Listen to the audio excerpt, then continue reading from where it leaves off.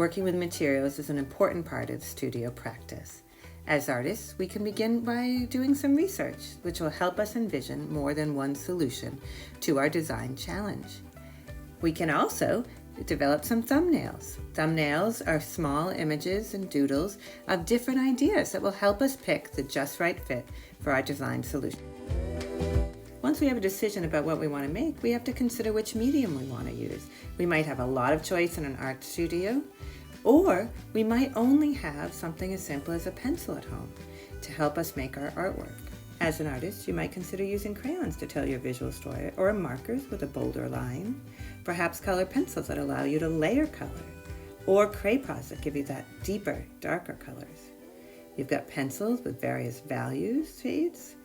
Consider pastels as an option that give you a little bit of a softer look.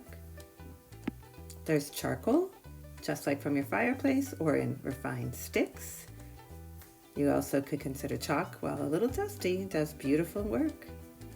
Then there's watercolor, which is a wet medium, and acrylic, another version of painting. Collage is also a really great option, where you can intermingle different materials.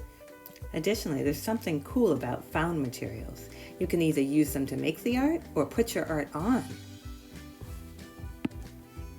And even beyond the typical art materials are alternatives. You can make paints and marks on paper using any of these materials, and so many more. Not sure how to use a material? Look up an instructional video. There's so many of them online that can help you be a problem solver. With a plan in your mind, go ahead and get set up, get started making beautiful art, continue to tweak and try new things, working to convey that strong and powerful message to your viewer. As you work, you will likely be making a few mistakes. Making mistakes are such an important part of the creative process. There are some strategies that will help you be more successful. Consider seeking feedback as an option to help you. Trying again. Just when you're feeling most frustrated, consider persevering. And above all else, while you're working, don't forget to breathe. And remind yourself that your work is a powerful opportunity to make a difference in the lives of others by sharing your voice.